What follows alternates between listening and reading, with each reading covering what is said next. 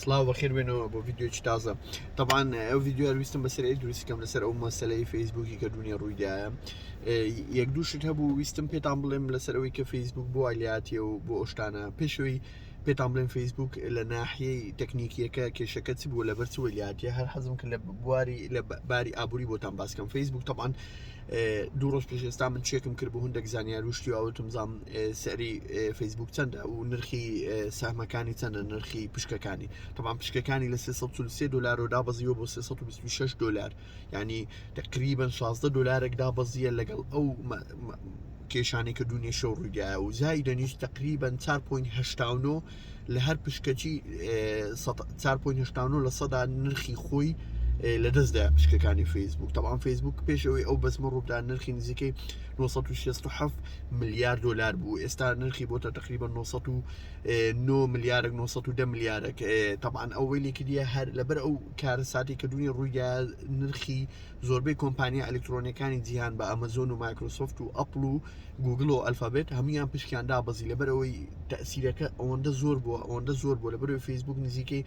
2 ملیار خەڵک لە دنیای بەکاری دێنی سرویسەکانی کۆمپانیای فیسبوک بە واتسەپ و ئینستاگرام و ماسنجەر و فیسبوکەوە طبعاان ئەوە لە ناحیەی ئابوووریەکە زەرەرێکی زۆری پێگەیاندیە و زای دەنیش مارک زوکەربێغ کە دامەزرێنەر و مدیری گشتی بەڕێوەبەری گشتی کۆمپانیای فیسبوکە تقریبا 7 ملیار 8 ملیارێکی زەرەر کردووە کە وەی لێ دەکاتن لە 5 دەوڵەمەند ببێتە 7 و 8 دەوڵەمەندی دنیا ئەوە پێشان دەدا کە ئەو 7 ملیارە کە مارک زوکەربێغ لە دەستیدا و زایدە نرخی ئەوەی کە باسم کرد فیسبوک کە نرخی چەندە پێشتر لەگەڵ ئێستا بۆ چەند ئەوە پێشان دەدا کە مارک زوکەربێغ خاوەنی سەتادەی پشکەکانی فیسبوکە لەبەرەوەی ئەو وەک ئەو ڕاکە بۆ نوعی ئەگەر حساب بۆ بکە بەزەوە ئەکی دقیق نییە لەبەرەوەی سرویس و شتیتری زۆری هەیە بەس ئەوتم هەر پێتان بڵێم وەک حساباتێکی سریعکە کردبوو بەس لە ناحیەی تەکنیکی کێشەکە لە چ بووە طبعاان زۆر دیعاشتیوا لە سوۆشەل میدیا هەیە باز دەکەن دەڵێن کە کوڕێکی منداڵێکی سینی کە هاکی کردویان وڵاتی سین ئەم شتێک کردووە ئەو شتە دوورە لە ڕاستی مجرد ئەوە بۆ سێڤەرەکانی فیسبوک تۆزە کێشەی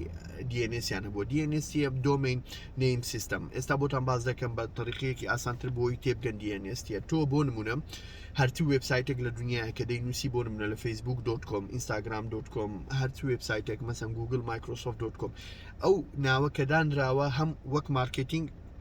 ئیسفادەی هەیە بۆ تۆ بۆی تۆ جیان بکەی و هەم شەریکەش وەک مارکتینگ دوو ئاسانترە بۆ تۆ بۆ لەبەرکردن و گەڕان بە دوای چکە هەر وێبسایتێک پێشەوەی کە بکرێتەوە لای تۆ کە تۆ ناوەکە دەنووسی google.com یان facebook.com ئەو ناوە دەسێتە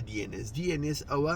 ئیشی ئەوەی ئەو ناوە دووبارە تحلیل دەکات و دووبارە دەیگۆڕی دەیکاتە ئەو ڕقەمەی ئەو IP ئەدرێسەی کە ئەو وێبسایتە لە سەریتیان ئەو ماڵپەرە ئەو IP ئەدرێسانە لە بەرەوەی زیاد لە چەند IP ئەدرێسێک بۆ نمونە تۆ ناتوانانی ڕقمێکی 20 ڕقمی لەبەرکەی بۆ فیسبووکی ڕقمەکی 30 ڕقمی لەبەرکەی ڕاستە ڕقم تەلەفۆن ئەو شتەی هەیە بەسکە تۆ ڕقم تەلەفۆن ئەو شتەی هەیە تۆ مقابل ڕقم تەلەفۆنەکە ناوێکی داناوە کە تۆ سێرج دەکەی لە ناو کۆنتاکت خۆ سێرج ناکەی بۆ واستەی ڕقمەکە سێرج دەکەی بە ناوەکە نفسی فکرەیە بەس ئەو لە زیاتی ئەوەی ئەو سێرچێ بکەی DNS ئەو سێرچەت بۆ دەکات ئەوی شەر بۆ دەکاتن ئەو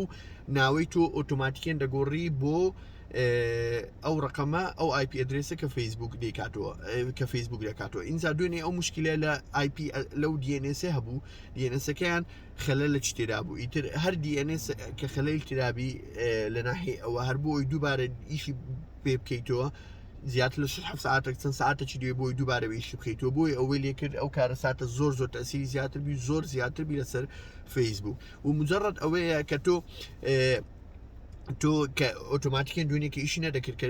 facebook.com دەنووسی ئەو ناوە کە دەچووە DNS لە DNS فیسبوک نەماوە لەبەرەوەی فیسبوک DNSەکەی نەماوە ئەو کاردێنێتە شوێنێکی تر اینجا وێبسایتێکە دەکرێتەوە کە دەچی سێرجەکە هیچ IP ئەدرێسێک نییە بەناوی facebook.com بۆیە تۆ ناتوانانی ئەکسسی یان بتوانانی بچێ ناو فیسبوکی ئەوە کێشەکە بە شێوازێکی بەسیط و ئاسان وتم پێتان بڵێم لەو مشکلە بوو زیاتر ئەو کێشێکە زیاتر قوڵ کردەوە ئەو کێشەیە دەبا مرۆڤ خۆی خودی خۆی حەلی کرد با لەبەر مۆزوعی کۆڕۆنا و ئەو پاندمی کۆڤید 19 کە ڕوویدایە زۆربەی مۆزەفەکانی فیسبوک ریمۆتلی لە ماڵ و ئیش دەکەن بە کۆمپیوتەر ئیتر کە ئەوەی لێکرد زیاتر تەسیری زیاتر بێ زۆرترین مۆزەف چوونە داتا سنتەرەکان سێرڤەرەکان کۆمپیوتەریان لەگە سێرڤەرەکان ڕەبط کرد دووبارە ڕیستارتی ئەو DNS بکەن و DNS دابنێنەوە بۆ سێرڤەرەکانی فیسبوک ئەوەی لێکرد زیاتر بڵاو بێتەوە ئەو مشکلەیە بیدایەت ئەو مشکلەیە لە چەند وڵاتێک بوو بەرەبەرە زیادی کرد هات هەموو دنیای گرتەوە و هەموو سرویسەکانی کۆمپانیای فیسبوکی گرتەوە بە واتسەپ و ئینستاگرام و ماسنجەر و فیسبوک چکە هەر هەمویان لە یەک داتا سنتەر ئەنەلایز دەکرێت داتایەکان هەمویان بە یەکتر ڕەبط دەکرێت ئەو ویستم بە کورتی و ئەوە بۆتان باسکەم ئینشاڵڵا لە پێیجی دابانی یونیڤەرسم بە درێژی باسی هەردووکی دەکەم هەم لە ناحیەی تەکنیکی و هەم لە بواری ئابووری بورن و دەستان خۆش بە هیوای ڤیدیۆی تازە